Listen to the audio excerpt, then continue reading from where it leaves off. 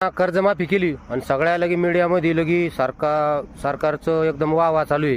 कर्जमाफी झाली आता शेतकरी सुखी होईल. पण कर्जमाफीचे निकष पहा तुम्ही कसे लावले आहे ना. म्हणजे जो चालू बाकीदार आहे त्याला फक्त 50,000 भेटणार. म्हणजे ज्याचं कर्ज 2 लाख आहे चालू बाकीदारचं त्याला त्यातले 50च भेटणार, बाकी त्याला 1.5 लाख भरणं पडणार. आणि जो थकबाकीदार आहे 30 सप्टेंबर लोक तर त्याचे 2 लाख हे माफ होणार. आणि एकही पहिल्या माफीतलेच निकष नाही आता लोक 3 माफ्या झाल्या तर 3ही माफ्यामध्ये जे चालू बाकीदार आहे त्याच्यावर अन्याय केला.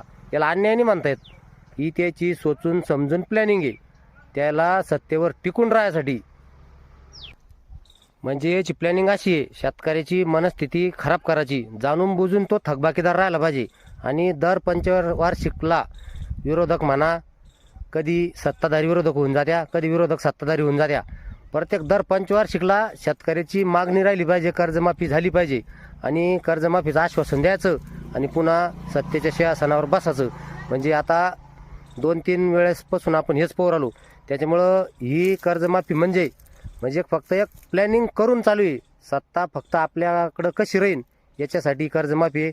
ही शेतकऱ्याची कळवळ आहे का शेतकरी खरंच आत्महत्या करू राहिला, मरू राहिला म्हणून याचं कर्ज कमी करायचं असं नाही आहे. त्याला शेवटपर्यंत कर्ज बाजारीच ठेवायचं आणि शेवटी कर्ज त्याचं थोडंसं हे करायचं 5 वर्षाला आणि सहानुभूती घेऊन परत सत्तेवर बसायचं.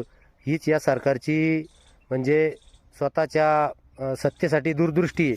शेतकऱ्याशी त्याला काही घेणं देणं नाही तर मग जर त्याला खरंच शेतकऱ्याची कळवळ राहिली असती तर शेतकरी हा कर्जबाजारी झालाच नसता. आणि त्याने शेतकऱ्याची मानसिकता कर्ज बुडाची किंवा थकबाकीदार राहायची ही खरं म्हणजे त्यानं ठुलीच नसती. आता आमचे वडील आजोबा हे थोडंफार कर्ज काढत होते पण हे नियमित फेडत होते, पण तेव्हा सरकार बी बरं होतं तर शेवटी ते सुखानं जीवन जगत होते. चॅनलवर नवीन असाल तर सबस्क्राईब करायला विसरू नका आणि इंस्टा चॅनलला फॉलो करायला पण विसरू नका.